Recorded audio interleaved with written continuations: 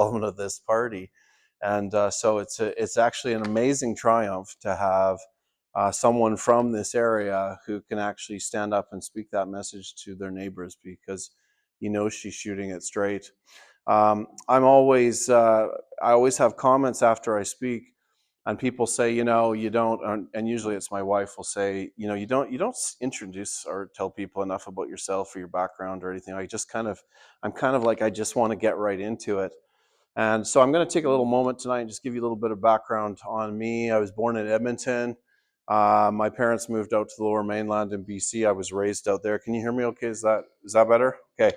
Moved out to BC. I got married in 1994, and my wife and I moved to Calgary, and we had 3 of our 4 children there. And then I was a lawyer in Calgary, and I actually ended up working internationally and have really lived all over the world, and done a lot of different things, a lot of it to do with international development and social impact investment, and seeing transformation in countries that actually needed help thinking through some of the problems that they had embedded because of bad government or because of organized crime or whatever. And so that's really been my work. We have 4 boys. One of them's here helping on the campaign. There's another one actually coming in. The eldest one's married. The second one's a total bachelor who's in love with a woman who doesn't know. It's always the problem with women, right? And the third one's getting married this June, and then I've got the youngest one is 16. So we're kind of just finishing off our family, and I can't think of what else to tell you, but there it is. I guess I'll say this: I have quite a few other connections with this territory, actually, because when my older brother joined the RCMP, his first posting was in Rimbey, and he was here for quite a few years, and he married a Bentley girl called Gary, spelled Gyori, and so we've kind of been connected to this riding. And a generation before that, my mom was here and worked with Youth for Christ, and actually planted church in Eckville, and was they pioneered Frontier Lodge out at Nordegg, if you guys know that. And so my family roots have a lot to do here. And for me, this area, I learned of, I guess what I'll say is I learned of the fabric and the quality of the people myself when I ran in the Conservative leadership race in 2022. And in that race, I'll maybe talk about that a little bit as I kind of unpack my journey and why I'm here talking about a new party. But I saw the significance of this riding in 2022, because there were a lot of attributes in the people here that really resonated with me. There was a real resiliency, there was a tenacity, there was a strength of character, there were strong communities, there were very clear values, there was a frustration with the breaking of those values in this country, there was a strong sense of faith. And if you hear me talk across the country and people ask me, why are you running in this riding called Ponoka-Didsbury, I say because it's the anchor point of Canada. It's Helm's Deep. It's the last place that I would. Not the last place. It is the place that will be the place that the lines are drawn if we ever have to have a final fight to defend our country, because there's a lot of people of like minds, and we are in a lot of trouble. And so I'm going to talk about politics tonight, but there's also a geopolitical conversation that we need to have that transcends the bigger discussion just about a vote or normally talking about politics. So what I'd like to do tonight before I start, there's my little social bit, okay? So I'm going into this. I did a press conference recently in Ottawa, and for those of you that are maybe just coming and you haven't been really exposed to the party or the message, these are some of the statements that I made at the end of my press conference to actually close off what it is we're doing and why. And I'll read them to you, and then I'll just start explaining where I'd like to go tonight and talking about some of the things that I think we really need to talk about in central Alberta and in Western Canada. and also in Canada and in this continent as well, because we now are dealing with bigger issues than just what's going on in Canada. So here's my closing points to my press conference. There are only two sexes. Oil, LNG are a requirement for human prosperity. Reverse racism is racism. Parents determine the education of their children. The nuclear family is the greatest form of governance known to humanity. Compelled speech is not a Canadian value.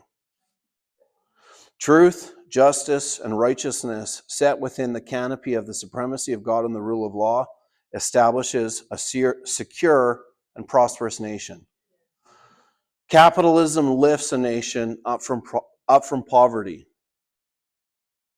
Farmers and producers are not polluters. Facts are not enough. Canada has a deep crisis of identity and meaning. Canada has a culture, value, and traditions that define us, and it is a lie to feel shame about those things. We have inalienable rights that are given by God and cannot be taken away by government. Those are declarations that we don't hear very often spoken in Canada.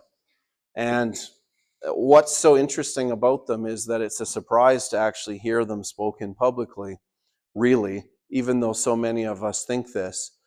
Tonight, what I'd like to do, I wrote a book in 2023. It's called The Battle for the Soul of Canada. It's not a promotion for the book, but I find that there's some passages in here that I use because it helps start the conversation of where we're really at in this country. And I like to read a little bit from a speech that Stephen Harper gave in 2003. And it frames up very well where we're at right now in this election, in Lacombe, in Ponoka-Didsbury. He said this, so this is in 2003, and the question that I'm really asking you by reading this is, where would we be if we'd actually listened to what he was saying in 2003? This is what he says. Conservatives need to reassess our understanding of the modern left. It has moved beyond old socialistic morality or even moral relativism to something much darker. It has become a moral nihilism, the rejection of any tradition or convention of morality, a post-Marxism with deep resentments, even hatreds of the norms of free and democratic Western civilization. It is a rebellion against all forms of social norm and moral tradition in every aspect of our life. The logical end of this thinking is the actual banning of conservative views, which some legislators and rights commissions openly contemplate. In this environment, serious conservative parties simply cannot shy away from value questions. On a wide range of public policy questions, including foreign affairs and defense, criminal justice and corrections, family and child care, and health care and social services, social values are increasingly the really big issues. And I think that is such an interesting observation that Stephen Harper made. I think it's particularly interesting because he managed to talk about the values that establish Western democracy without talking about Judeo-Christian values. And he managed to talk about a dark moral nihilism that has resentments and even hatred of those values without calling it evil. And it's actually quite clever wordsmithing to completely avoid the fact that darkness and light is a spiritual reality and a spiritual war. And I wonder what would have happened if he had actually said, rather than cloaking that message in philosophical parlance, if he'd actually just said, you know what, Canada, there's ideologies that are coming at you that are going to grossly undermine and deconstruct the value framework that has actually built Canada. And if we had said that, I wonder if the good people in all the churches of this Canada would have actually responded and done something different. And for my part, I wasn't listening in 2003. I grew up in Canada, apart from being irritated with Pierre Trudeau because of the energy policy in the 80s, which seemed to be hammered into my head from a little kid. It really didn't matter if there was a liberal or conservative party in this country, mostly. I mean, really. And my entrance into this discussion in Canada really started when I started hearing Justin Trudeau talk about things that I knew were very, very dangerous for our country. The conversation started for me when I heard Justin Trudeau say that Canada would be the first post-nation state. Um, Canadians, North Americans can be forgiven for having missed that because no one knows what that or knew what that is. They're learning now. What that is the organization of government that is above democracy. And what I mean by that is organizations like the UN, the WHO, the WEF, and whatever other apparatus that exists at that level. And what they're trying to do is create a legal system and a control mechanism that operates above our national governments or provincial governments that control how you will live your life and define the values by which you will live. And if I heard and learned one thing from Canadians during the convoy as I was running for the leadership race of the Conservative Party, people were asking, where has our country gone? Because we were surprised at seeing why what the government was doing wasn't making any more sense to us. And as I began to talk to Canadians about some of the things that I saw, I started to see dots connect in their minds, and I started to see hope kind of arise because they could tell that the truth was being spoken. And so, and what I would do is I would basically tell this story, and I'd say, look, we are being told that we're going to be a post-nationalist state. That's something different than you understand your nation to be. You're also being told, if you remember this quotation, COVID's provided us with an opportunity for a reset. Okay, that kind of happened, and there wasn't really much discussion about it. And then a little bit later, in 2019 and 2020, we started to hear. Well, if you're listening and you looked, it wasn't on our news, and it certainly wasn't talked about any of our government officials that we might listen to. We started to hear conversations about foreign interference. And at that time, the foreign interference was so significant that a Liberal MP actually went on YouTube in the spring of 2020 and told Canadians that there was ample evidence of severe and sustained foreign interference that was undermining our democratic and political infrastructure in this country. In fact, undermining democracy in Canada. And that YouTube press conference happened, and there was really no response. And as I was listening to these three things, I was freaking out because I just couldn't believe that it was like being offered really low-hanging ripe fruit, and no one was talking about it, especially on the conservative side of Canada. I mean, you need to know that I was formed politically inside the conservative movement in this nation. My family was very conservative, or they weren't huge political people, but they were certainly conservative minded, right back into the Progressive Conservatives and then Reform and then the Conservative Party. I grew up in a town that had a Conservative MP or a Reform MP. I served on a board in those years when I was watching all this out in the Fraser Valley. I was the vice president of one of the constituency boards in British Columbia, and I was watching all this going on, and I was watching the conservative people saying not engaging any of these issues, and I was really surprised. And my story kind of intensified in late November, December of 2020. I went to a meeting not unlike this one where Laura Lynn Tyler Thompson, if you know her, she was running in a by-election in the Fraser Valley then, and she attended like a coffee shop house, and the lady that introduced her ran this coffee shop, and when she introduced her, she said, we really need people to stand up in this country and talk about what some of the problems are that we're seeing. And Laura Lynn Tyler Thompson is one of those people, and she kind of commended her, and she said, and she commented about her own life, and she said, I'm an elected councillor in Abbotsford, as it was, on that occasion, and she said, I've been assigned by my mayor to a committee of 52 people that are brought together from across the country and mostly Western Canada. Those 52 people are from the federal government, the provincial government, municipal government, and Indigenous communities, either elected or civil servants. And they come together once a month. They're basically facilitated through a not-for-profit organization that's receipt granting in BC. And they're there basically to design and figure out how to implement Agenda 2030 and insert it into Canadian governmental policy, municipal, provincial function. She didn't say it that clearly. She just kind of hinted at that. And I went up and I asked her afterwards, did I hear you right? Are you talking about there's 52 people that come together to meet to work on all this stuff across the country, and they're actually changing the structure and DNA of our nation? She goes, yeah, I did say that. And so I asked her what the name of this group was that did this and was doing this.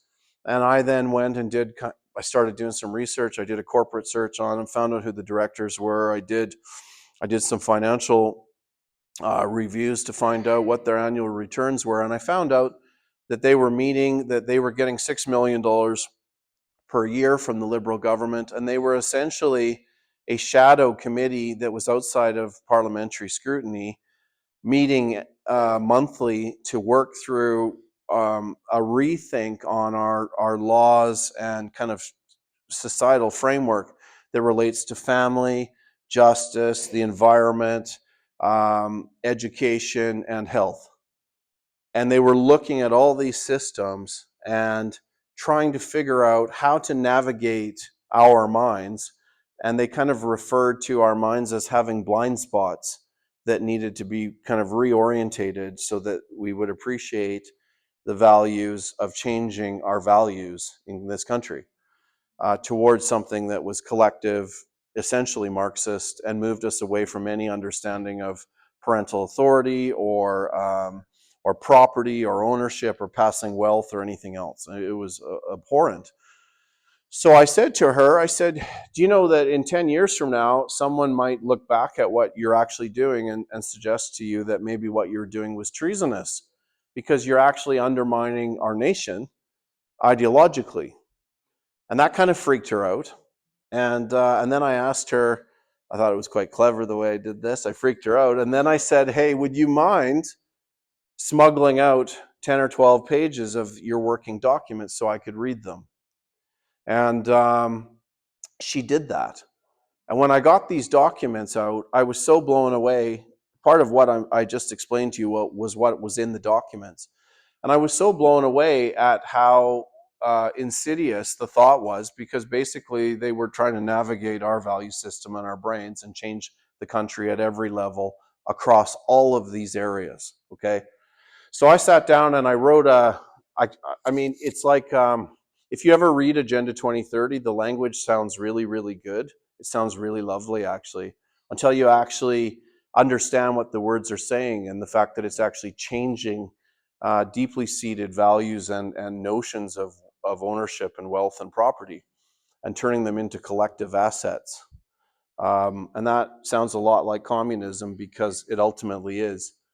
And so I sat down and I wrote a thought paper on this, and that it was basically an analysis of what I was reading, and it was me interpreting what they meant, what they were really saying, rather than just what the word said, if you know what I mean. And that document then found its way across the country. It ended up with the RCMP, and it ended up with some Conservative MPs who met me in camera, which means unofficially and not recorded. The RCMP were really quite concerned because they thought I don't know what they thought. They thought maybe I was acting for the whistleblower, the lady that had taken these papers out of this meeting. But when they understood what the agenda was, they met with us and they examined everything and they did the research on the corporation and all of that. That meeting was the spring of 2021 when I met with the RCMP. And at the end of the meeting, when they kind of concluded the official meeting, they were closing up their bags, and one of them said to me, they said, you know, if we had heard about this, what you're talking about here 6 years ago, we would have thought you were crazy. If we'd heard about it 3 years ago, we would have completely freaked out because we knew that there was something at work in terms of undermining the infrastructure of this country, and that was actually foreign interference. But now in 2021, spring of 2021, there is so much foreign interference that all we can do is look at upon what this is and define it as a philosophical paper. We'll keep it open, but there's so many other fish to fry that are so much more threatening to the nation than this. So that was how I left the RCMP, who I thought would have engaged that issue and been quite troubled by it. The meeting with the MPs, to be quick to tell you the story about that, were simply this. When I met with them, they were quite excited. And I said, you guys look kind of happy. Why are you happy reading this document? They said, because we knew that there was something going on in the country that was kind of destabilizing like this, but we had no idea it was fully formed, so fully formed. And I said, well, if you see the symptoms, and I'm giving you the root of the issue, or at least the source of this, why aren't you freaking out? You know, why aren't you out in front of Parliament jumping around your underwear until the media shows up so you can talk about it? And they just said, it's just not, they said, Grant, we believe it. You know, what you're saying is true. We're seeing it on other levels. We're seeing this coming at us through different channels, but it's just not politically pragmatic to deal with it. And I was really, really gutted. You know, I was so surprised that that was their position on this issue. So when I began my journey then in relation to the Conservative leadership race, which I'll say to this room frankly like this, it was simply a God call, a God interruption that I really didn't have a choice to engage, and I haven't really left that path since. And I wasn't able to do anything other than drive around in BC and Alberta because I couldn't fly because I wasn't vaxxed. And as I started to raise these issues with conservative-minded people, because I was running for the leadership of the Conservative Party of Canada, which was kind of a pretty wild idea for someone to begin to do who wasn't in politics at all. And this isn't a joke, so don't laugh, okay? But honestly, my first meeting, 3 little old ladies came out, and I'm very sure my mother sent 2 of them. And so, you know, that's where my conversation started in Canadian politics. It was just like that. But as I started to explain to them, look, this is what is being told to us by the Liberal government. But the really kind of more awkward questions were these. Why aren't we talking about that inside Canadian conservatism? Because they're the most obvious and low-hanging fruit for us as a conservative party, as I was then, to actually engage and tell Canadians that we're being betrayed, we're having Marxism snuck into the House through a Trojan horse, we have foreign interference that's not being challenged, and I would begin to talk about what was going on with Agenda 2030 and what post-nationalism meant and why the British people left the European Union, because they were losing control of their culture and their values and their borders and their laws. And that is actually what post-nationalism does. And that's why we feel like we're being put on an island in relation to Canada. And yet there's such a vast majority of Canadians that feel that way. And they feel orphaned and isolated because of the media and because of what we see and we think is happening. But I've spent 2 years now back and forth across this country, and I can tell you that there's Canadians all across the country that are feeling exactly like we are. And this is a big challenge for me, because when I continued that, I had amazing success in that Conservative leadership race, because it took me 6 weeks to raise $50,000. And I didn't get people writing me checks for $1,700, okay? It was like $50 and $20, and that takes a lot of checks to get to 50 grand. And the 50 grand got me the interview to be inside the official race. And the toughest question that they asked me, a lot of tough questions, it was a panel of 14 people. And the toughest question that they asked was, Grant, you've taken 6 weeks to raise 50 grand. You haven't left BC and Alberta. I got all my signatures from all over the country. You needed like a crazy amount of signatures from 10 provinces and from 500 people and 30 electoral district associations. And to get that across the country when you were only driving around in BC and Alberta was a difficult thing to do, but it happened. And so they said, we only have 10 days left to raise like $250,000 plus. Why would we let you run? And I thought that's a pretty good question, actually, because what I said was, if you guys let me run, you'll be the gold standard in democratic process, and you're going to get the money. And they were like, yeah, you're right. And that's how I got in the Conservative leadership race. It was just like that. And you know what? I had 10 days, and I had no idea where that money was going to come in. But that money came in the last 48 hours, and it was a miracle. I'm giving God the glory for that, because that money came in from all over the country and more. And I think the reality of what happened is that they couldn't believe that it actually came in, and then they didn't know what to do with me. Because all of a sudden they had this guy with like $300,000 and all these signatures that they didn't know, and they hadn't framed into any kind of particular talking points that I wasn't allowed to talk about. So I'm not really here to have too big a conversation about that. Let's just say that didn't work out. But I realized that what was really going on in the country was that things were happening by commission by the Conservative Party, by the Liberal Party of Canada, but the Conservative Party of Canada was not talking about them intentionally. And I actually had to work through in my own mind this progress from being inside the party and looking and saying, hey, do you guys see this? Like, maybe you just don't see it. Let me introduce you to these issues. And then it was like, okay, so they've obviously been told that there are issues. Then it was like, are they stupid? Like, why aren't they responding to these? These are things that are actually undermining our country. And then it was like, no, it's maybe they're lazy. Maybe they just don't want to deal with it. So I'm working through all these explanations on why we're not having a freak out about what's being done to the country. And then I kind of moved to, no, this is negligence. And then it's more than negligence. It's actually being reckless, because these are people's lives. This is what, my family homesteaded in Saskatchewan. My family fought in the war. These are things that people poured their lives into, the values of this nation. And we're being sold. We're being betrayed by these issues. So I moved to then, this is negligence, recklessness. I finally moved to, not finally, my second last movement on this was to be, they must be complicit, because there's no explanation for why they wouldn't challenge these things, because it's the most obvious thing to challenge. And then I finally got to the place where I watched another 2 or 3 years go by, where we had, if you think about it, since 2015, when all this started, we've had two federal elections. We've had 3 Conservative leadership races. And when have you ever heard a conversation about, please, can you tell us what is post-nationalism, Mr. Trudeau? Please, can you tell us what a reset is? Please, can you tell us why we're not releasing the army to root out the foreign interference or the spies?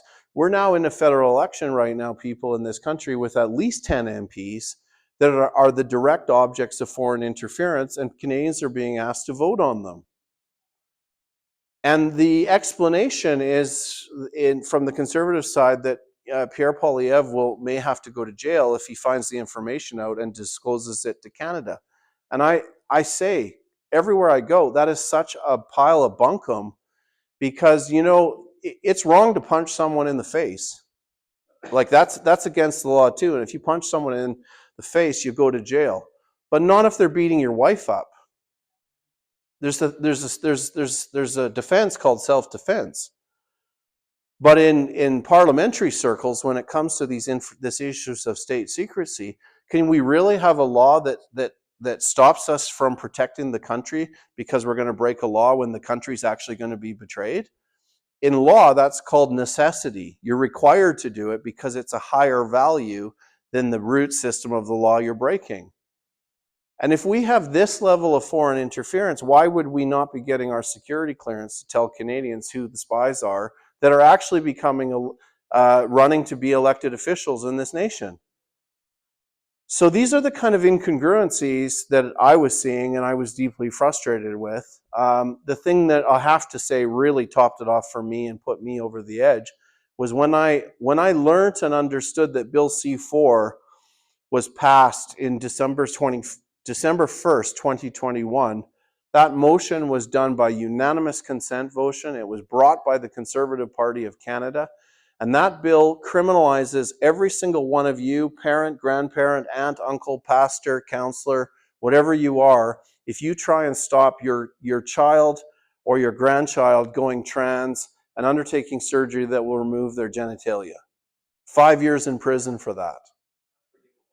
It is unforgivable. And you know what? What are we as a people if we can't protect our kids?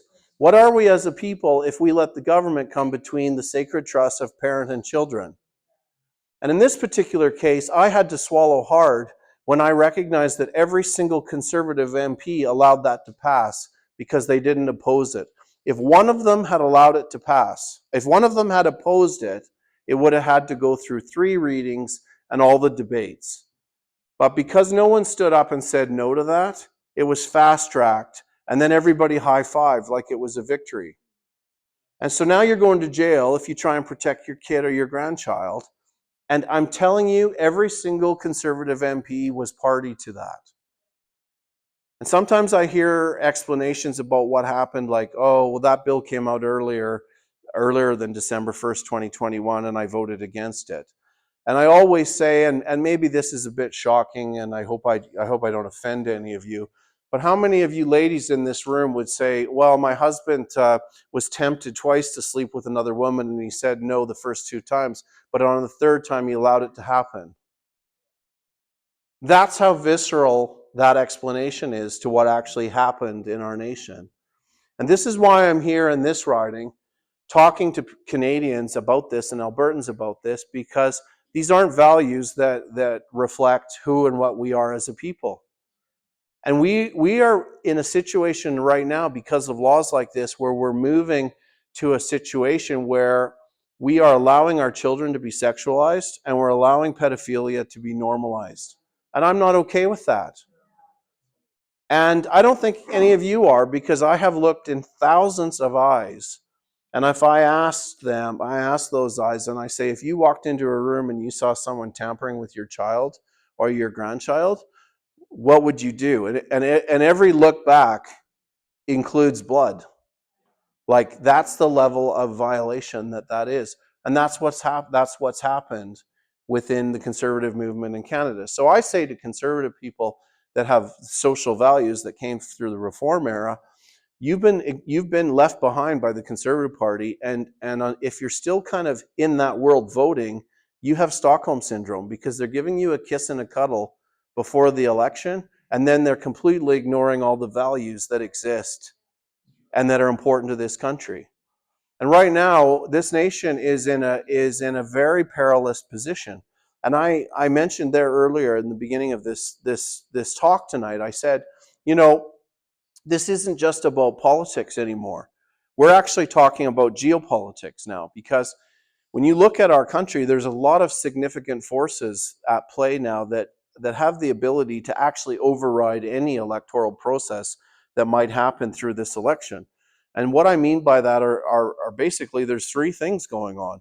We have a federal government that has been facilitating the undermining and deconstruction of this nation ideologically and through foreign interference. We're being betrayed. That's the first thing. The agenda legally and ideologically is governance that comes from the UN and above, and it basically makes the Canadian people serfs or slaves on this land. And that's why the laws are changing, to disempower you from the property rights that you've been accustomed to. Okay, that's the first thing. The second thing is, we have a US president who is telling us that we will become Americans. A lot of people have bought into the media narrative that Trump is so bad. But if you actually listen to what Trump is saying to Canada, he is saying clearly, you have allowed a horrible mess in your backyard, and you have a really crappy fence. You need to fix it all. And by that, I mean, You've allowed fentanyl to exist and be traded. You're allowing human trafficking to happen and child trafficking to happen, and it needs to stop. And our government has taken the position, the Liberal government, I suppose I'm not surprised because it seems to be a death cult anyways, so why wouldn't they allow fentanyl to continue or human trafficking to continue? One little statistic about the death cult that I find shocking, I tell this all the time, but in 2016, when California and Canada both passed the MAID legislation, the time since from then till now, California is yet to hit 1,000 people that have mated, I suppose euthanized. Canada is on its way to how many? Do you know? On its way to 75,000 and growing. So we do have a death cult. And so in this particular situation, now we have the United States telling us clean this up. And we have a Liberal government that's saying we're going to have retaliatory tariffs and start a trade war because the Orange Man is bad. And I suppose I wasn't surprised, but I actually was, if I'm being honest, that the Conservative Party came out then and said to Canadians, we're also going to have retaliatory tariffs. And we need to look at that very carefully and recognize that President Trump is asking us to clean up a value issue in our country. We need to look at that and recognize that what he's actually saying to us is these issues are a concern for us because they're wrong. He's actually saying to us, you need to go further than just allowing these to happen. You need to recognize that what is driving those is organized crime, the cartels, and an industrial scale production of fentanyl that isn't moving 10 kilos across the Manitoba border at night, but it's moving sea cans through Vancouver, and it's laundering money through Vancouver and Toronto on a massive scale. Toronto Dominion Bank was just fined $4 billion in November for money laundering. Their president quietly resigned 3 weeks before, and then the sentencing came out for the corporation. Well, look, let's make it pretty clear that this is interlinked, and the Americans understand more than the Canadians do about what's actually going on in Canada. The gruesome point for us as Canadians is this: our government has chosen to not challenge organized crime, but to facilitate tariffs so that businesses and Canadian people are paying more for stuff and having their businesses shrunk by tariffs because we won't actually identify the root issue. The symptom's fentanyl and human trafficking, but the root issue is the organized crimes infrastructure that's allowing it to happen. What President Trump's also saying to us is we are not prepared to allow Canada to be the thing that destabilizes America. Because they are looking at us and saying there are illegal immigrants in Canada of military age that could easily be armed and become a destabilizing force. They're looking at us and saying you are hosting Chinese troops in your country that can actually destabilize the 49th parallel and the continental USA. And I don't know how enlightened everyone is. I don't know if you agree with that or if you've heard it before. I suppose in some ways, if you do the research, I think you'll find out. But the bottom line here is the Americans believe that there's Chinese troops here. And the reality is that Stephen Harper signed legislation to allow those troops to be in this country. Check it out. It's the Foreign Interference Protection Act. And that basically allowed foreign troops to be in Canada to protect state investments that were made in Canada. And that was the bridge, that was the door open for those troops coming into our country. So whether we think there's 150,000 or maybe just 500, we can think whatever we want. The Americans counted at 500,000. So they're now seeing us as hosting something that could actually destabilize their security. And that's why President Trump is saying to us, you will become the 51st state. And what he's really saying is, you know what? Post-nationalism and whatever you're going to allow to harbor and exist in Canada, we're not going to allow it to happen. So we're coming to a binary choice here. And the challenge that I have is that as even while we have these conversations, and even though there's so much evidence across this country to begin to see these things, I still am bumping into this muscle memory where people just want to talk about axing the tax, or more money in your pocket is going to make you more free. And we're not really having the real conversations that we really need to have. And I don't think that, I mean, the world kind of thinks we're stupid, Canadians, now, because they're watching this. The Americans, I think, are too, because, we're related to at least half of them, I think. And they're wondering what we're doing. But we're not having any real conversations. Our media is not helping us. And this is why this party has been established, to actually bring truth back to the Canadian people and give us a chance to actually save this country. And for me, when I actually look at the political calculus in this nation, I think we're past hope in the natural realm, because I think the whole nation's kind of screwed now politically, and I don't know that there is a political solution, except that we have this amazing concept of the supremacy of God and the rule of law. And what we've allowed to happen is the value system in our nation to become unplugged from the God of the supremacy of God and the rule of law.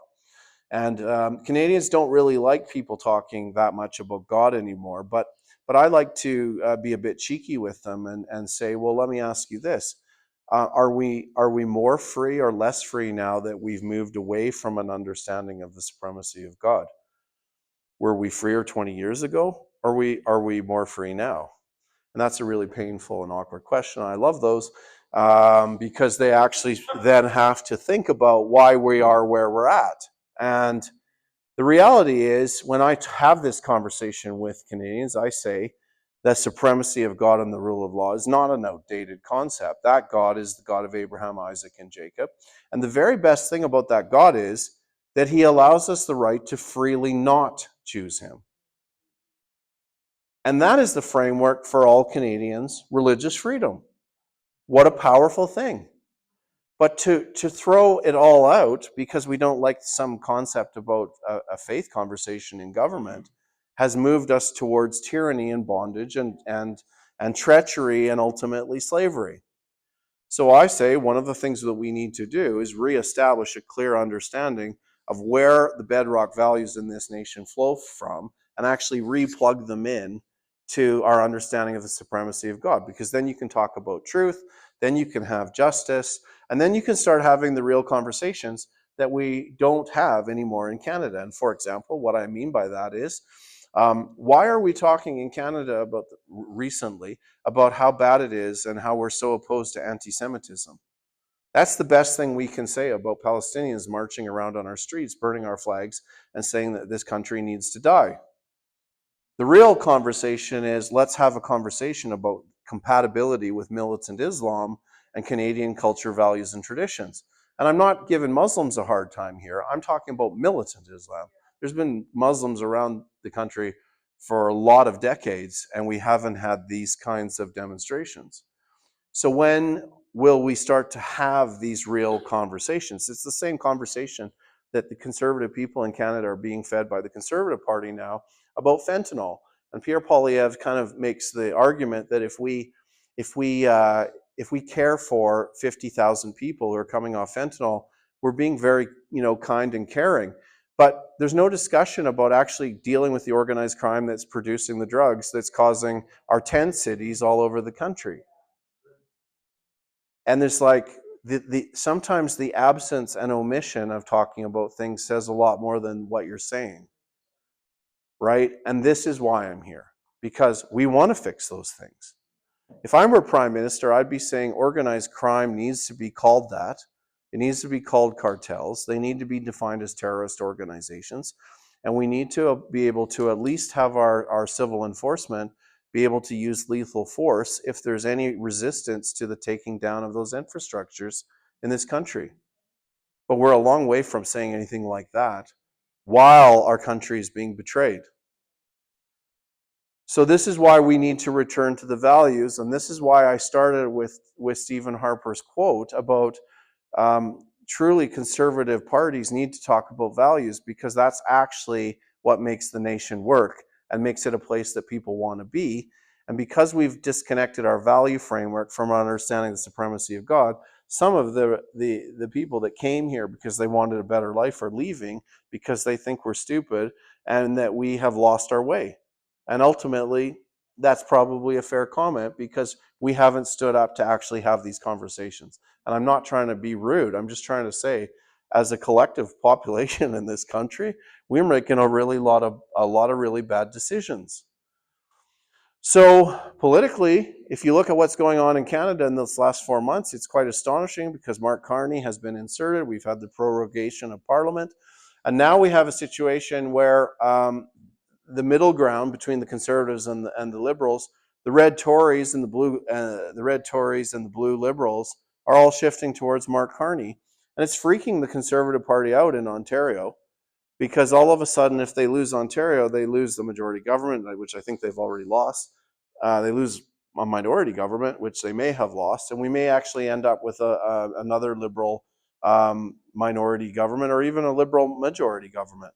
And in the middle of all of this mess, as concerning as that is to Albertans and me too, we have Pierre Poilievre telling you that he's going to continue with equalization payments.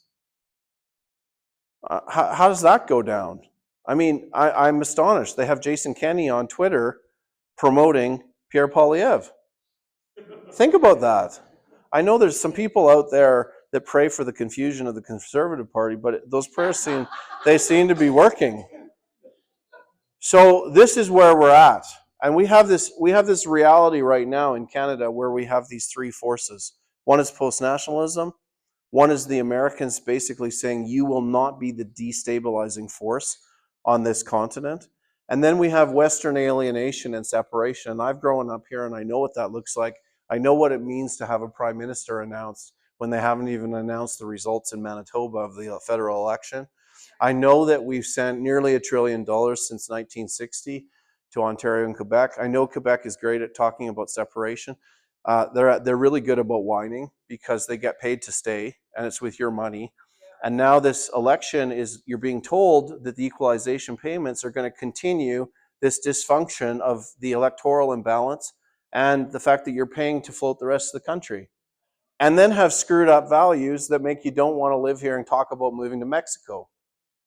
So if we just accept that, well, then we are stupid. We can't accept that. This is why this conversation is important. And this is why I had to leave and step out of the Conservative Party, because I couldn't tolerate the hypocrisy of talking about social conservative values and passing debauched laws that many of you would sit in church and talk about righteousness and worshiping God and all of the things that we talk about. But then we're voting for a party that's putting in place laws like this, that's separating the first order of government that was laid out in Genesis 1:26, be fruitful, multiply, and bring families together. That's the first order of government. That's why I read that in that declaration of what is right and what is wrong in this country. So the nice thing about what I get to do is I get to say that, and you're not accountable to me. You're accountable elsewhere. But you've got to square those issues because that's the truth. And what we've got to do if we want to take back this country is recognize that we have actually taken God out of the conversation, and we have to actually have faith to believe that he can fix this mess. But he doesn't move to cowardice. He doesn't move to anti-faith. He doesn't move to people who aren't prepared to stand up and tell the truth and confront what's actually going on in the country. He moves to courage. He moves to faith. He moves to hope. That's what he does. So I am wild enough to believe that in our chaos that we have right now, that we're looking at right now, between being post-nationalist or being American, that there's another way to do this. And this is where I talk about a pathway that I think exists that will give Albertans the opportunity to build a sovereign Alberta that can be the beachhead for freedom for all Canadians. Okay? And we need to have this conversation. And I want you to listen really carefully here, because I believe, without a doubt, this is what needs to happen, because it's not like if I don't have this conversation, all that other stuff's not going to happen. It's going to happen. And what we need to do is create another bus stop here between being post-national and being American. And what it is, it's called being sovereign and free Canadians. And I want to talk about two ways that that can happen and that I want to implement for Alberta first and ultimately for all Canadians. And I want to tell you guys something. Ontarians have understood this a little quicker than Albertans, believe it or not, because they love this country too. And when they hear this, they're responding without getting hung up on saying, oh, we have to have, we have to have this muscle memory and we're going to split the vote. And what are we going to do if we have another Liberal government? My answer is a Liberal government and a Conservative government are doing exactly the same thing. So you can't split the vote on that. And the Conservative Party is serving two masters. That's why they're putting retaliatory tariffs in, because it's creating dysfunction for our economy and it's facilitating the weakening of Canadians and the impoverishing of Canadians. That's why there's two issues going on in all of these conversations. So here's actually the presentation on what I think we need to do in relation to Alberta. Sovereignty for Alberta first, leading the way for the rest of Canada, okay? This is the first thing.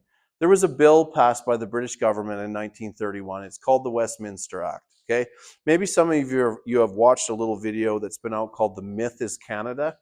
If you haven't, it's on YouTube. I would encourage you to do it. It takes you through a whole load of stuff to do with the constitutional history of Canada. But the bottom line on this piece of legislation that was passed in 1931, it was passed by the British House of Commons. And what it did was it passed sovereignty from the Crown, the British Crown, to the Canadian people. So it moved from the kind of concept of the royal infrastructure in the United Kingdom, and it was given to the Canadian people. That's a huge, huge, huge thing. When they did, it's only a 6 or 7 page piece of legislation. When it was done, they gave the same sovereignty to New Zealand, Australia, the Republic of Ireland, and Canada. Those countries have done other things with their sovereignty. And what they directed when we were given this sovereignty in 1931 was that the people, the free people of Canada, would steward that sovereignty inside of their provincial legislatures. Then the people of each province could decide whether we were going to what we were going to have as a federal Canada and whether we were actually going to define how that country would work between provincial powers and federal powers. And we're all familiar with how that works, right? And so that was the intention in 1931. The problem was that everyone in Canada was doing what my family was doing, was homesteading, and they're pulling up stumps or farming or cutting trees or fishing or whatever. And no one was reading any legislation from London. And so what happened was someone got the good idea to say, hey, that's been a pretty good franchise because we've been a colony of London and we have Western Canada that's a colony of us. Let's just continue the franchise and not let it out that people have actually been given their sovereignty, so they have to think about this. And they basically just appropriated the crown and continued it within Canada, pretending like it was still the British running the show. And that's what we hear all the time now, that we've got this sovereignty issue and we're still under the British and we have all these problems and there's a constitution framework. If you read that piece of legislation, you'll see very clearly it's not a complicated piece of legislation. That's exactly what was said.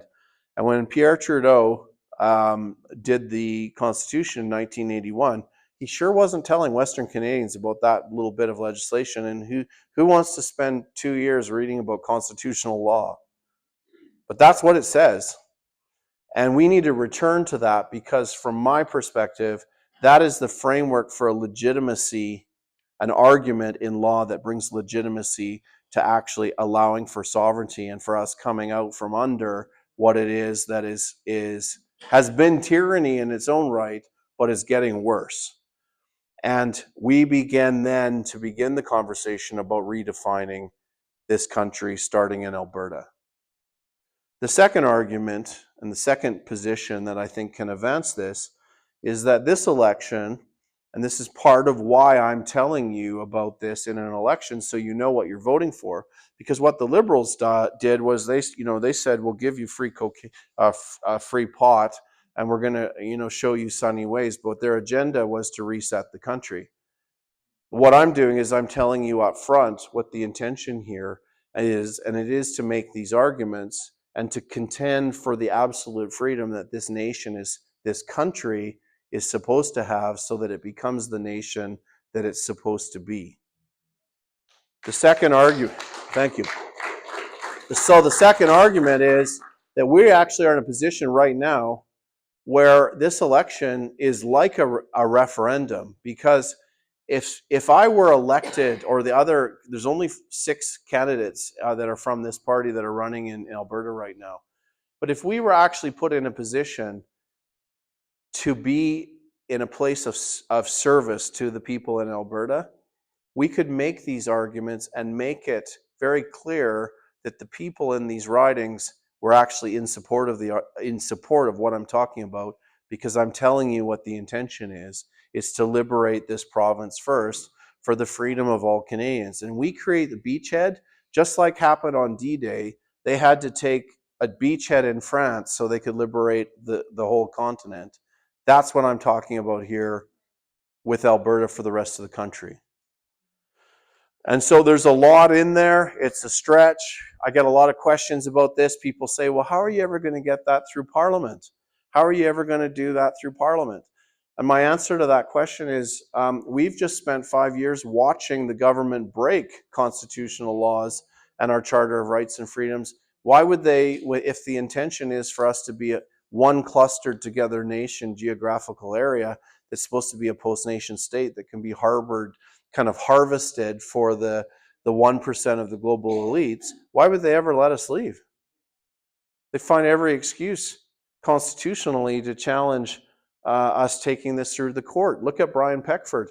He had the very best argument in the country to appeal what happened constitutionally and in a just way before the federal court, and the Supreme Court of Canada wouldn't even hear the case. So this question of, well, you'll never get a ruling to allow this, or the Constitution is way too restricted on how you're ever going to get out of this country. My position is that I want to take this authority that was given in 1931 and have the British recognize us as a free country. And I'll tell you, one thing, the same thing happened in Ireland in 1931, and just get the logic of this. Because when Ireland was set free, they had to partition it. Maybe some of you know the history in Northern Ireland a little bit. And there's still a Northern Ireland to this day. But when the Irish got their freedom from the British Crown, they wrote a constitution. They're a constitutional republic, which is what we need to do. We need to lose the crown, and we need to embed our inalienable rights from God in a constitution that a government can't change. Because that's actually our problem right now. Okay? So what the Irish did, and this is a great way to understand this, they defined their constitution, and they said this. They said Ireland is defined as everything on the island of Ireland, which actually politically did not include Northern Ireland, because it's ruled by the United Kingdom. But aspirationally, they defined their nation. So if we form a constitutional republic in Alberta, we're defining it as all of Canada until everybody catches on. And we purge out the tyranny that is actually holding the country in bondage. That's what I'm talking about. So this is a huge conversation. There's a lot of discussion right now in this province about, separation, independence, sovereignty. I'm not hearing pathways other than really what I'm saying, because there's 2 legal positions. One is a referral to the British for recognition of the authority that they give us in the legislation to be a sovereign people. And the other one is a declaration of a constitutional republic that very well the Americans are going to look and say, we recognize the new nation of Canada. And we're going to define this nation for the rest of the country because we actually have the resources and the power and the alignment of hearts and minds of people to do it. And they're going to be looking over the fence at the greener grass, and they will join on our terms because the money's going to stop. That's the plan. And I haven't talked to Danielle Smith about it, and I sure haven't told Pierre about this. And they probably will wish they thought about it, but they can't do it because they're actually facilitating. I'll say Pierre anyways, I don't know about Premier Smith, but they're actually facilitating post-nationalism. And so this is an opportunity to aggravate the system and actually bring about the kind of solution that we want for our grandchildren in this country, because our kids aren't having the same future that we had, and it's just getting worse. So this is a reflex point to allow us to fix this. And it requires faith. And it requires you guys, and what I'm asking you to do tonight is to trust, because we're all cynical Canadians about politicians. The problem is the decisions are going to be taken from us, and they're going to be made geopolitically. And we won't have any more conversations like this. So let me stop there. That's an awful lot. I always feel like I'm so super serious, and I'm really a fun social guy in truth. And so let me pause here, and let me take some questions. And I always say to rooms full of people like this, don't come and sit on your hands and not. I want the impolite and the difficult and the hard questions, because I'll come to you first, because we've had like 50 years of being super polite and not actually dealing with the real issues. So let's have the conversation, and then you can see what I have to say, because I'm asking you to vote, and I'm asking you to allow me to shake the cages so that we move to freedom. So questions, go ahead. And can you speak really loudly too? My mic won't reach you. My question is, can we make things turn around, especially in Alberta, without seceding? Are you saying that there is a way? I'm talking with the Crown and different things to make Alberta sovereign without leaving.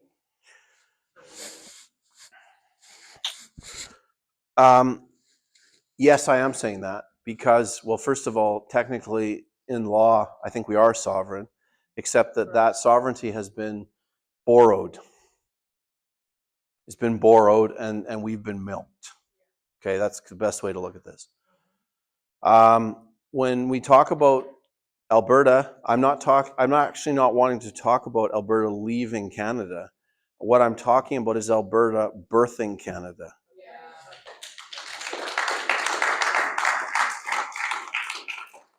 And then letting everybody else catch up and kind of come to the party, the birthday party. And I think when they see that, they're going to. But this country's going to break apart unless there's these conversations and we do this. Okay. So will you facilitate that?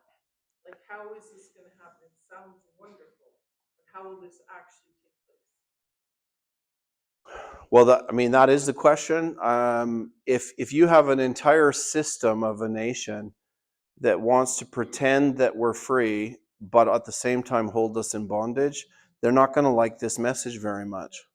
So it's a confrontation, and I think that's why I'm here, to have these kind of conversations and bring this forward.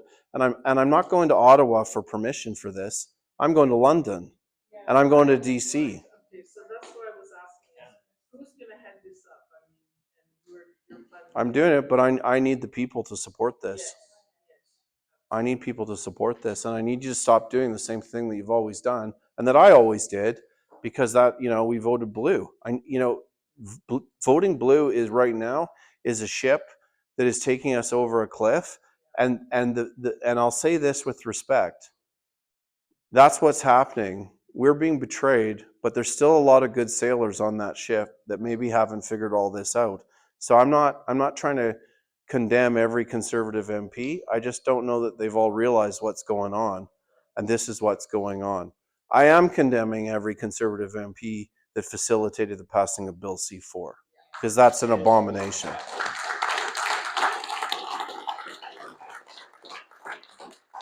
And they should be resigning for that or repenting. I'm not sure, maybe both. But anyways, I hope I have answered your questions on that. Is there any, sir? A good example of that really is the birthing of a cow. And I watched a video of my good friend Mark having to get a calf puller, and that's basically exactly what we're looking at. I think that's a good metaphor, actually, because we have freedom, but it's stuck in a cow that doesn't want to release it. And actually, there's traitorous farmers that want to keep milking that cow. Right? I can keep going. Anyway. Okay, another question.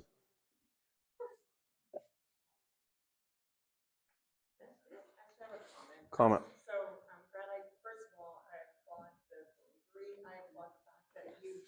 Can you talk up? Yeah, certainly. Sorry.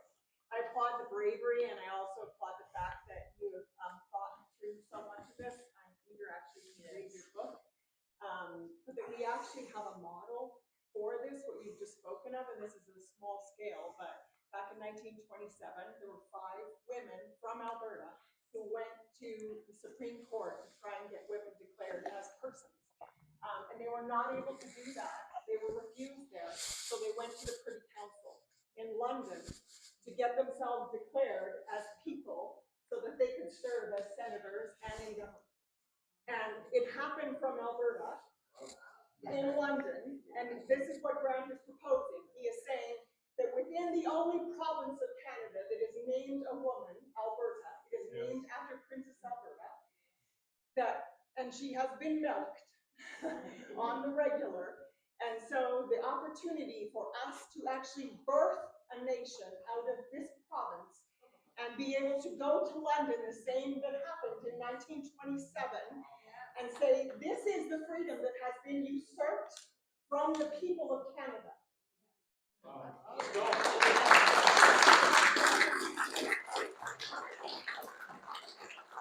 I'll tell you what, the men in this country should be ashamed, because all across this country, it's the women that have the fire on these issues. And that's true, and thank you for that comment. And we actually need to get out of our ruts and look at these issues and interrogate them, because if we don't, we'll be the generation that loses the country. And the way that we're allowing decisions to be made, we deserve to. And this is an opportunity for an intervention if we actually have the courage to stand up and help me and the others in this province get in to have this fight. And it is a war, because they don't want that calf out the back end of the cow. What a great metaphor. Wow. Okay, go ahead. Please explain Viktor Orban's stance in Europe, because that's exactly what we want to do exactly what he did. He stood up against the UN. He protected his borders. He wanted his nation, his country to stay exactly what they're saying with Canada. Well, Viktor Orban's a hero of mine, because he has gone to a lot of work to protect the culture, values, and traditions of Hungary. He has championed the family. He's defined the value framework in that country as Judeo-Christian. He has used those Judeo-Christian values to actually say no to the things that undermine the culture, values, and traditions that the nation's built upon. He is championing the family. He just passed legislation in Hungary that gives any woman under 30 tax-free status who has her first child, and any woman that has more than one child has tax-free status for life. So they're putting a value on life economically.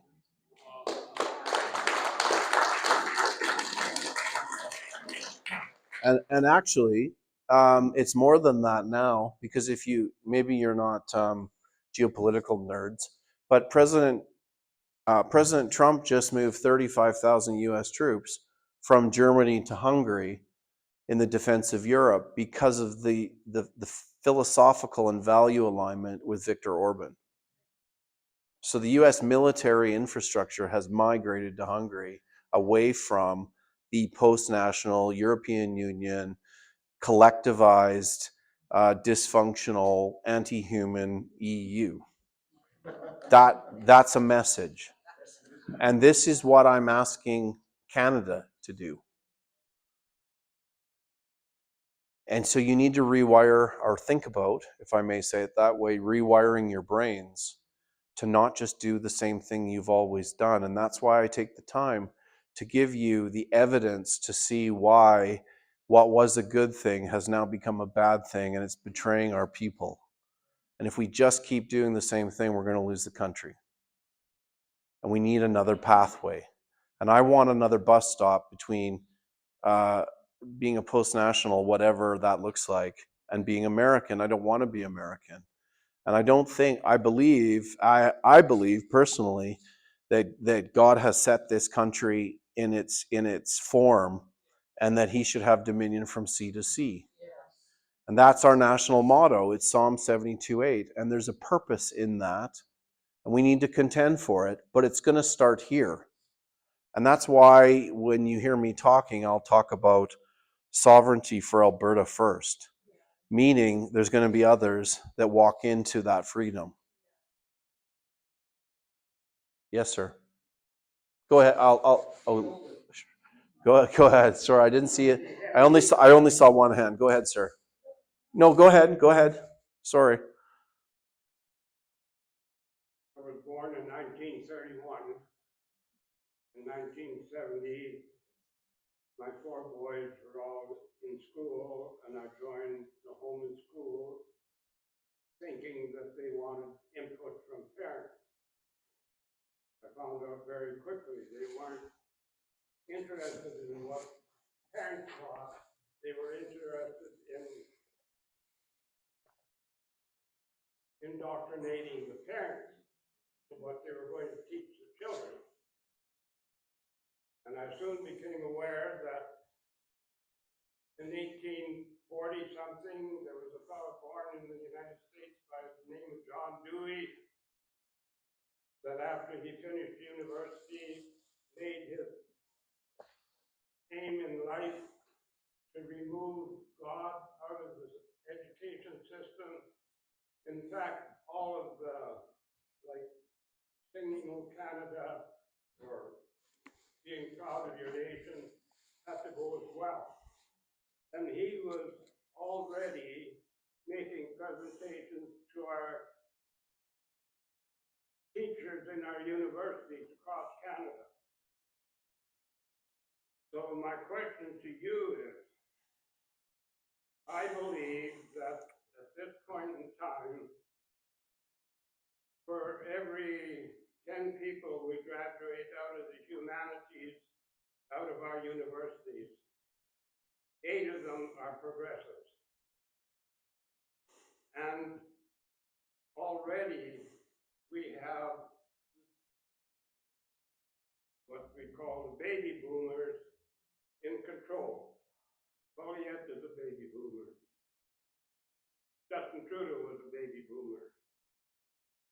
And through the 60s and the 70s, the baby boomers left the tradition, family values. That's why our system has gone haywire. My question is, how do we get that back without changing the education system? Trump is trying to do that. He's taken the funding away from the universities that they teach transgenderism and boys taking part in girls' sports. If we follow his pattern, we might stand a chance. But unless we defund the universities from creating all these progressive students when they graduate, it's kind of a lost cause because we're fighting against something that's bigger than us in a democratic system. So how do you propose to deal with that? Yeah, so your analysis from a political position is right in the sense that all of those things you're saying are true. I agree with you. And yet, ultimately, we're in a position where there are more Canadians than we realize that are actually feeling this the way that we feel. And ultimately, these numbers and these issues are significant. But I'm a person of faith, and I've got to believe in the natural. I think we're hooped. I think it's already we're hooped. And I tend to look at our situation in Canada like that story about the Israelites rocking up to the promised land, and they send in 12 spies, and 10 come back and say, we can never take this land. The giants are too big. The walls are too thick. They're too high. And the other two come back and say, yeah, there's giants. The place is amazing. There's thick walls. They're very high. But with God, we can do this. And I believe that God has a providential hand in the affairs of men and women in this nation. And I don't know how to answer that question other than it's possible with faith. And some people might scoff at that, but people across the ages have made the mistake of scoffing at that.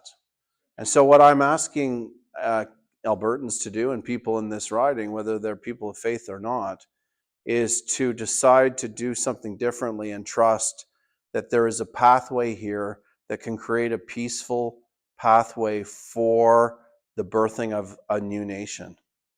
It's got to start. And ultimately, what is the other choice? The other choice is to just lay down and let it all die.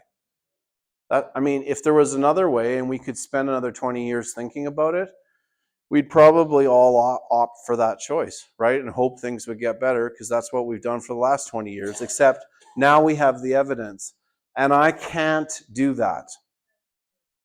I cannot just lay down and say, woe is me. And I'm not saying you're saying that, sir, but the reality is that that's the other choice. We either stand up and have an unfair fight, or we just let this all go.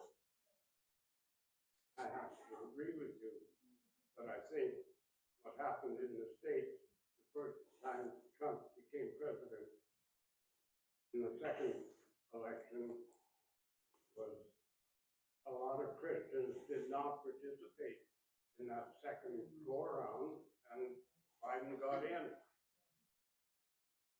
This time,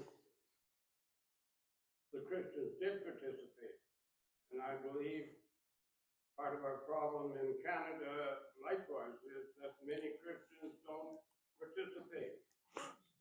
In the 70s and 80s, there was a Christian Heritage Party started up in Alberta that I was a part of. I left the party because I couldn't support it as a Christian party, because in order to get any place, we needed non-Christians as well. So the name had to change, maybe just Heritage Party. They didn't want to. But we went to churches to see if they would support the Christian Heritage Party. The answer was the same as conservative or liberal. So Yeah, you're right. But we've all learned, as you've just explained for us, what happened in the US, and I think Canadians are waking up. And again, what's the alternative? You know what, ultimately, guys, this is the nice thing about my position here, because all I got to do is tell the truth and present an opportunity for people to lead, to follow. And if they don't, it's on you. And someday, if you don't make the right choice here, and I'll say it that boldly, you're going to rethink this conversation and think, you know what, maybe we should have given that a chance, because this got a lot worse. Or you're Americans. And I don't think that's our destiny as a nation. And if I had to choose between being in a post-nation state or being American, I'd choose American. But it's still a second choice to reforging this country. Okay, the man behind you had a question, and then I'll come to you, okay? It's yawn, by the way. That's right. I do think that you get your message out on the mainstream media. If you have connections with the independent media, that your message come out, that people know.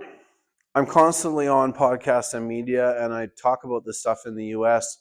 And there's more and more of it coming out. And I don't need to get this out in the mainstream media across the country right now. What I need to do is get it out in Ponoka-Didsbury, so then I can be a real pain in the ass to this system that's trying to take us all into tyranny. But I need your votes to do that.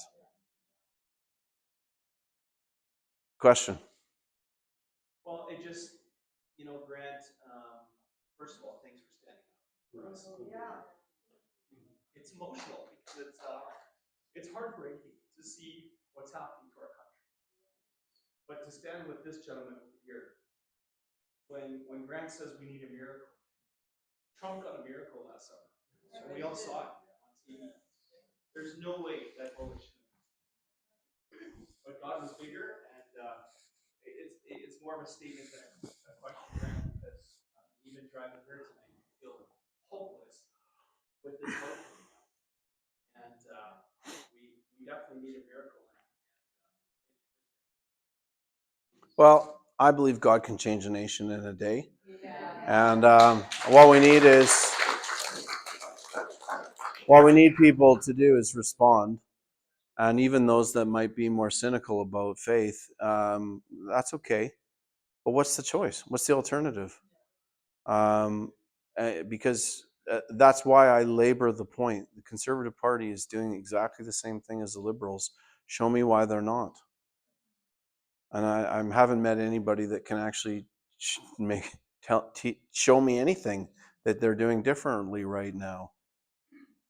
Because they're chasing the vote left. And that's why the country continues to get betrayed. And it's been going on for a lot of years. Next question. Ma'am. I would say I appreciate your poster because it includes everybody, and I'm looking at the Indigenous side of things. Because we've worked on reservations for many years and have personal friends with the Indigenous, and I know you haven't brought that up, but what is happening with them? Because they're all below, seems like they're pushed aside.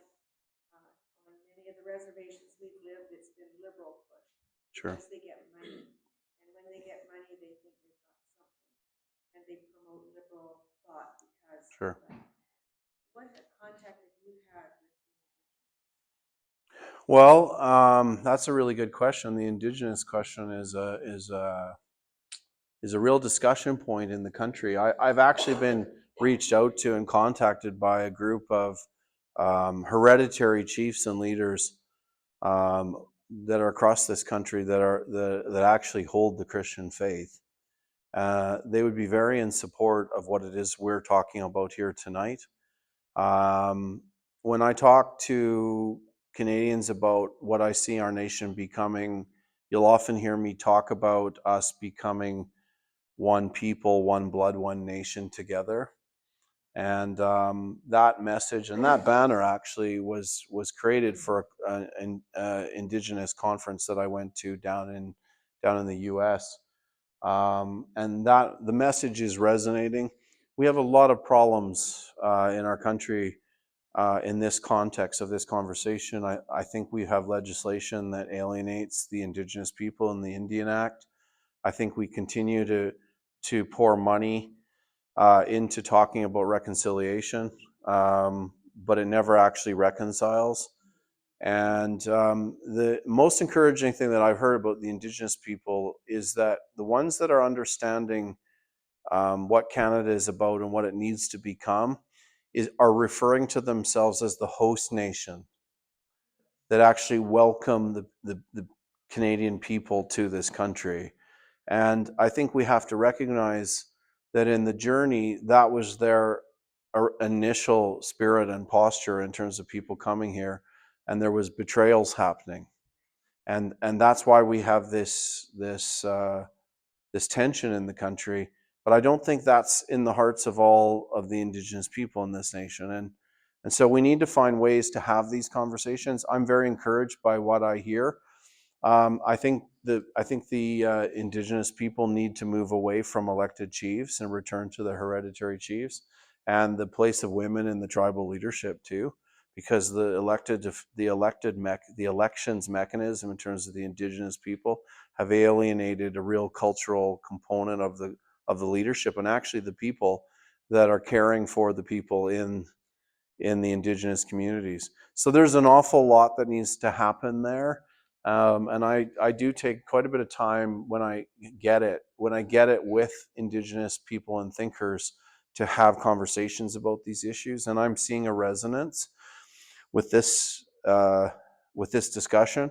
And I think we need to be very careful, because if what I'm saying, if you accept it as being true, what is being advanced with post-nationalism now in this nation is actually a much deeper betrayal of not just the Canadian people, but also the Indigenous people, because the legislation it's called UNDRIP. It stands for the United Nations Declaration of the Rights of Indigenous People.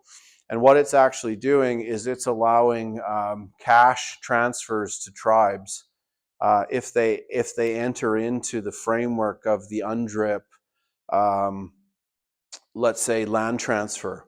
And so what Canada is doing, what the Liberal government's doing, is it's transferring this land, the sovereign land, which it's ironic that they can transfer sovereign land when they argue that the Crown's in control. Well, that's a little problem, isn't it? But it's just me being technical. But so what they're doing is they're transferring the sovereign land to these tribes under the UNDRIP legislation, providing that they are able to provide all of the corporate responses that they need to, and account for the money that they're given. And what the intentionality is, and the concern is that, and I'm not being disparaging here, but there's quite a bit of dysfunction in terms of accountability when it comes to money that's provided to tribes, and it's a big conversation in the country. So if that pattern were to continue within this UNDRIP legislation, what happens is that land is then forfeit to the tribe, and instead of it returning to Canada, it transfers to the United Nations.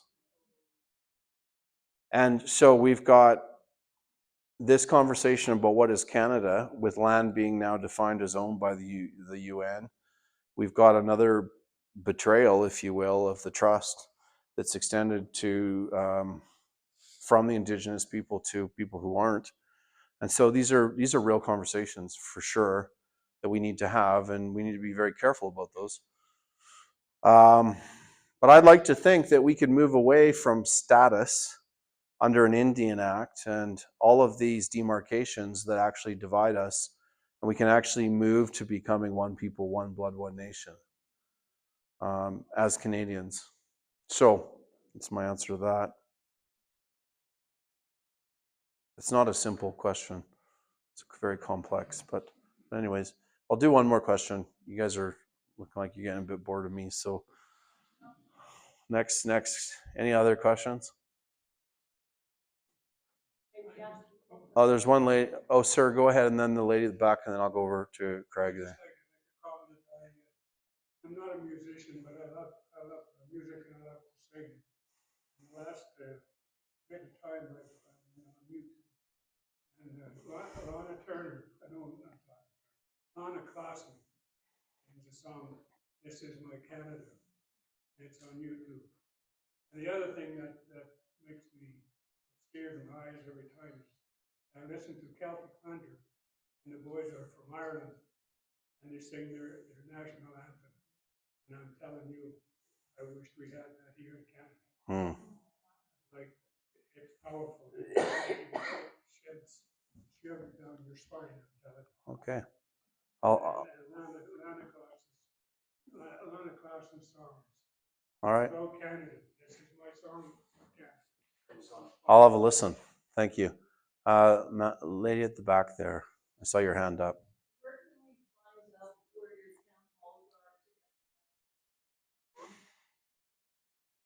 Oh, well, Candice will come up and explain all that in a minute. I'll take one more question. Craig, you had a question there. Quick statement. People may not be aware. Thanks, Grant. Yep. Such courageous, you're taking these issues head on. I know what may or may not be aware, the Chancellor of the University of Edmonton, Alberta, just came out and said, we are dropping DEI and we have a foundation of faith and acceptance.